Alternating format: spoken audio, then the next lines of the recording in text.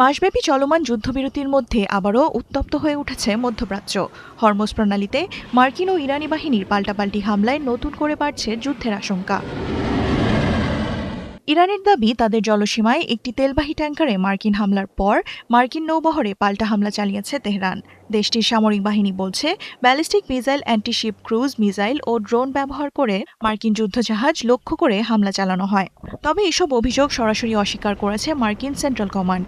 ওয়াশিংটনের দাবি, হরমুজ প্রণালীতে টহররত মার্কিন ডেস্ট্রয়ার লক্ষ্য করে ইরান ক্ষেপণাস্ত্র, ড্রোন ও দ্রুতগতির নৌযান দিয়ে হামলা চালালেও তা সফলভাবে প্রতিহত করা হয়েছে। এদিকে ইরানের রাষ্ট্রীয় সংবাদ মাধ্যম জানিয়েছে, কেশম দ্বীপ, বন্দর আব্বাস ও মিনাব শহরে বিস্ফোরণের শব্দ শোনা গেছে। এ ঘটনার পর প্রেসিডেন্ট ডোনাল্ড ট্রাম্প জানান, মার্কিন নৌবাহিনীর 3টি ডেস্ট্রয়ার সফলভাবে হরমুজ প্রণালী অতিক্রম করেছে। এবিসি নিউজকে দেওয়া সাক্ষাৎকারে ইরানি লক্ষ্যবস্তুতে মার্কিন হামলাকে তিনি লাফট্যাব বা মৃদু টোকা বলে উল্লেখ করেন। একই সঙ্গে দ্রুত শান্তি চুক্তি না হলে আরও কঠোর হামলার হুঁশিয়ারি দেন। আমরা ইরানের সঙ্গে আলোচনা করছি। যুক্তরাষ্ট্র ইরানের জলসীমায় 3টি ডেস্ট্রয়ার পাঠিয়েছে এবং ইরান সেগুলোতে হামলা চালিয়েছে, তাই আমরাও এর পাল্টা জবাব দিয়েছি। এতে আমাদের ডেস্ট্রয়ারগুলোর কোনো ক্ষতি হয়নি, তবে ইরানের অনেক ছোট জাহাজ ধ্বংস হয়ে গেছে।